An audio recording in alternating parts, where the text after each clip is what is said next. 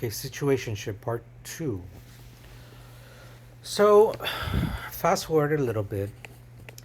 I had a little bit of a problem with management, let's put it that way. Um, but in parallel, I had been working with my therapist and my psychiatrist that I needed to kind of scale back a little bit, that it was too much pressure to be in self checkout. And I needed to get some accommodation in terms of breaks because I was still working on regulating, right, on self regulation, and that some of these customers can be real dicks and it can be very activating. So I talked to my I was going to say priest, my doctor, and my therapist about getting some accommodations for whenever I needed an extra break or to go early on my break, in the sense of, I'm just kind of overwhelmed, to allow me to do that. I think I only used it once. All right. So I was about to give that to the new manager who had just joined that particular day, and it so happened that we had a repeat thief that kept coming to our store and just stealing shit. It was peak hour. There was people everywhere, and I felt like a total jackass for doing this. He puts a what do you call a bottle of liquor in his shorts. Very obvious, very stupid, and he's trying to play it off like he has a cramp. Well, short story short, he ends up in a headlock. I'm the one doing the headlock. The manager hadn't even met me. I'm like, by the way, my name is Mario. Here's my letter. It's very comical almost. Here's my letter that I need accommodation. The store put me on leave until they could resolve all of this stuff and had me fill out the proper work. I don't know if that was legal, by the way, but that's what happened. I filled out the work, and I was, I think, on leave for like 2 weeks. They finally processed it and they ended up moving me to produce. Okay, let's continue with the situationship.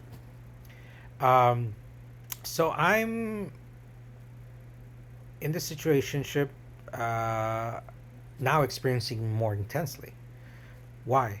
Because in produce was very close to one of his work areas. So now I was seeing him basically daily, like many times throughout the day. And I know that in this case, because I kind of was struggling with my abandonment issues. If you're not, and this might happen with you, caller. This is reference. This is an old reference, so don't just ignore me. Content creator. I'm sorry, I didn't pay attention to your name on there. I do apologize, but I'm not saying this is what's happening with you. Do go to a professional, a therapist. Go to 12 Steps Emotions Anonymous to get proper help. Okay. Um, but for me, my abandonment issues had me in a pattern. Anytime anybody gave me even the little, littlest of attention, I would latch onto them. Toxic. I know. Counterproductive, self harming, absolutely. So with him, he won me with the pinche Mario, with a big old laugh, and with the Mario. That's where he kind of like, ah. And because of that, I violated my most sacred rule: never fuck around with a straight guy. So I'm in produce, and every time I was under certain areas, I would see him, and and again, I kept noticing he would park near me. He would, what do you call, he would go to the bathroom whenever I would be going. During the first year, because it was a almost 2 year thing. Um, During, I think it was Thanksgiving, everything just caught up to me. Oh my god! This is when I was in self checkout. I had run out of one of my medicines. I believe Busporin, and that's why I advocate for a lot of self care. If you take medicines, it's very important because if you don't take your medicine, especially if you don't take them for a few days, um, it can really screw with your head. Uh, This wasn't the first time that happened to me, that I didn't time it right, and I would land on empty for my prescription on the wrong, worst possible day. This particular day, it was a 3 day weekend. I think I had already run out of my prescriptions since that Thursday, which was, I think, Thanksgiving.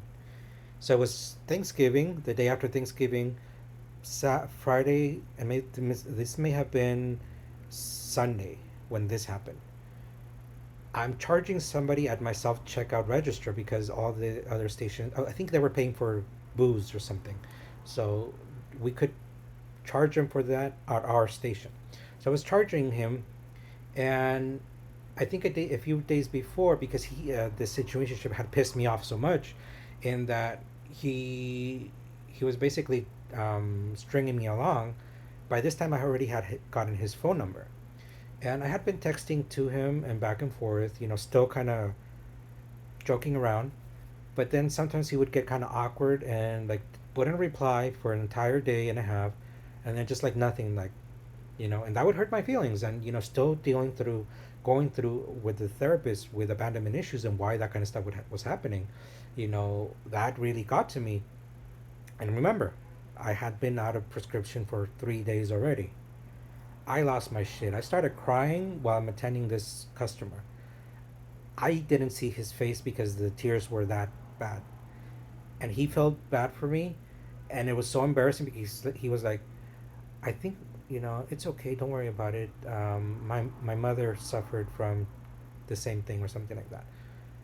I was so mortified, so embarrassed, and the reason why was because a few days earlier, because the situationship had pissed me off so bad, and that he was basically taking me for granted, that I went to a default toxic trait.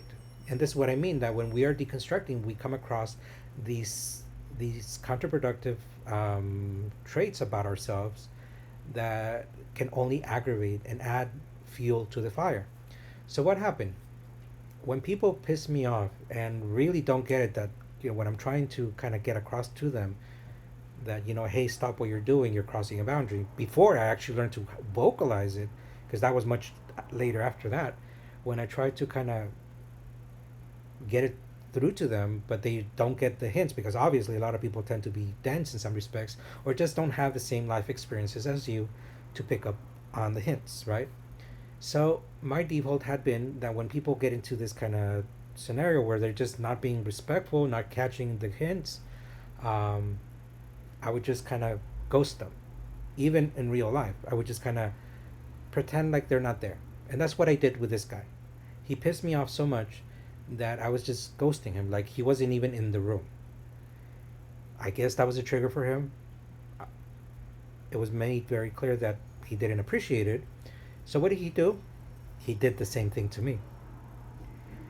And so that day, I'm helping the customer, and I think a minute before or about the same time, the situationship goes out the door. I see him. We lock eyes. He turns around, like his gaze forward, like I'm not even in the room. That hurts so much, but it was a learning experience. Don't do that again. Nobody deserves to be ghosted like that. That's that's what I told myself, and I cried over that because I was like, dude, I've been such a fucking asshole to people like this. Not even giving them the opportunity to tell me what the fuck is going on with them, including somebody I considered my best friend. Um, part three coming in.